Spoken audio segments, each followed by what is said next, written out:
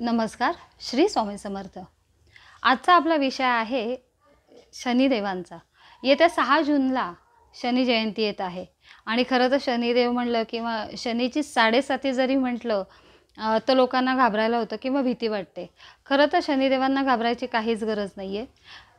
ज्याची कर्म उत्तम आहेत आणि जे खरंच न्याय आणि सत्याने वागतात त्यांच्यासाठी शनिदेव हे अगदी छान न्याय करतात. म्हणजे त्यांना न्यायाधीशच म्हटलं जातं. म्हणजे ते तुम्हाला अगदी उच्च पदावर नेऊन ठेवतात. पण हेच जर कर्म चांगली नसतील तर त्याची फळं ही तुम्हाला भोगावीच लागतात. शनिदेव हा असा एकच देव आहे की जो तुम्हाला व्यवस्थित न्याय देतो. म्हणजे जर चांगले कर्म असतील तर चांगला न्याय आणि वाईट कर्माची फळं ही तेवढीच वाईट तुम्हाला देतात. तर अशी ही शनिदेवता आहे.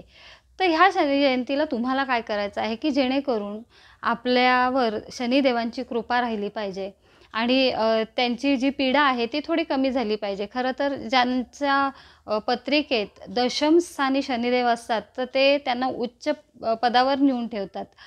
कर्माचा कारक त्यांना मानला गेला आहे. त्याचप्रमाणे ज्यांना 7.5 चालू आहे किंवा शनीची महादशा चालू आहे ह्या लोकांसाठी शनी जयंती अतिशय महत्त्वाची मानली गेली आहे.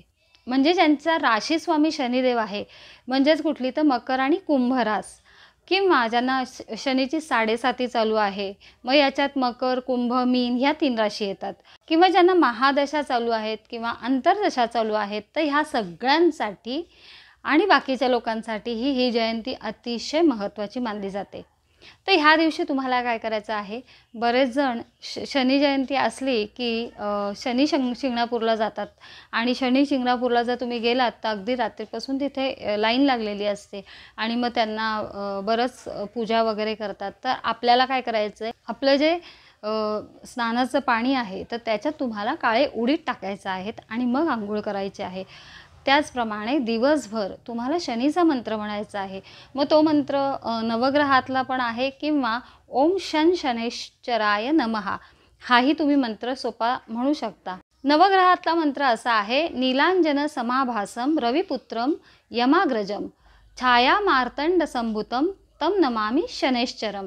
हा झाला नवग्रहातला मंत्र. तर ह्यापैकी कुठलाही मंत्र तुम्ही सकाळी म्हणू शकता. त्याचप्रमाणे जर आपल्याकडे तुमच्या जवळ शनीचं कुठे मंदिर असेल तर त्या मंदिरात तुम्हाला जायचं आहे. मंदिरात गेल्यानंतर तिळाचं तेल जे असतं तर ते तिळाचं तेल तिथं असतंच ठेवलेलं, किंवा तुम्ही घेऊन जा. तिळाच्या तेलामध्ये थोडेसे काळे उडीद तुम्हाला टाकायचे आणि त्याचा अभिषेक तुम्हाला शनिदेवांना करायचा आहे. त्याचप्रमाणे ह्या दिवशी तुम्ही जेवढं दान कराल, जेवढं लोकांना दान द्याल किंवा मुक्या जनावरांना तुम्ही त्यांची सेवा कराल, त्यांना खायला द्याल, तर हे शनिदेवांना खूप आवडतं. आणि त्याच्यामुळे ह्या दिवशी तुम्हाला काय करायचं आहे, दान करताना तुम्हाला शनी हा लोखंडाचा कारक मानला गेला आहे. त्यामुळे लोखंड दान करा. म्हणजेच काय, तर तुम्ही कुलूप देऊ शकता किंवा खिळे देऊ शकता. त्याचबरोबर एखाद्या ठिकाणी जर बांधकाम चालू असेल तर तुम्ही तिथं विचारू शकता की तुम्हाला काय हवं आहे, तिथंही तुम्ही मदत करू शकता.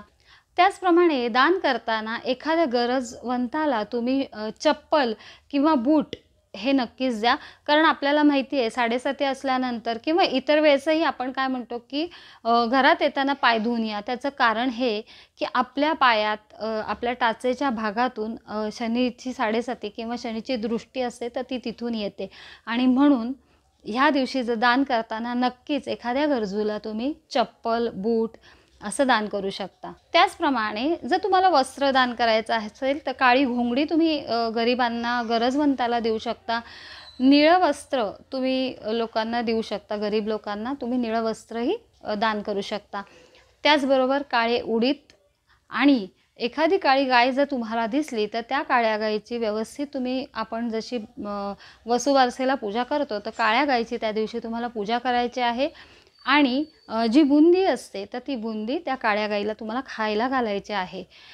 त्याचबरोबर काळा कुत्रा जर असेल तर काळ्या कुत्र्याला ह्या दिवशी सरसोचं तेल म्हणजे मोहरीच्या तेलात एखादी पोळी करायची आहे आणि ही पोळी तुम्हाला काळ्या कुत्र्याला खायला घालायची आहे. ह्याने काय होणार आहे, तर तुमचा जो व्यवसाय असेल तर त्याच्यात भरभराटी होईल, तो वृद्धिंगत होईल. आणि ह्या दिवशी जेवढं जास्तीत जास्त तुम्हाला दान करता येईल तेवढं जास्तीत जास्त करा.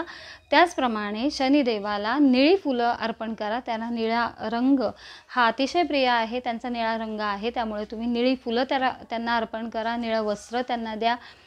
जर तुमच्या इथे शनीचं मंदिर नसेल तर तुम्ही मारुतीलाही जाऊ शकता. मारुतीला सुद्धा तुम्हाला काळे उडीद व्हायचं आहे, तेल व्हायचं आहे आणि 11 प्रदक्षिणा तुम्हाला तिथे घालायच्या आहेत. कारण शनिदेवांनी सांगितलंच आहे की मारुतीचं जरी तुम्ही केलंत तरीसुद्धा ते मला पोचेल आणि तरीसुद्धा मी तुमच्यावर प्रसन्न होईल. तर अशी ही शनी जयंती तुम्ही छान प्रकारे करू शकता. चला तर मग ह्या शनी जयंतीला जास्तीत जास्त शनिदेवांचा जप करा, जास्तीत जास्त दानधर्म करा. त्याचप्रमाणे शनी महात्म्य चं पुस्तक मिळतं बाजारात, ते सुद्धा तुम्ही वाचू शकता. जेवढं जास्त त्यांच्यासाठी करता येईल तेवढं करा आणि शनिदेवांना प्रसन्न करा. परत भेटू एका नवीन विषयावर. आपल्या चॅनलवर जर कोणी नवीन असतील तर त्यांनी चॅनलला लाईक, शेअर, सबस्क्राईब नक्की करा. जास्तीत जास्त लोकांपर्यंत आपला व्हिडिओ शेअर करा. परत भेटू एका नवीन विषयावर. तोपर्यंत धन्यवाद. स्वामी ओम.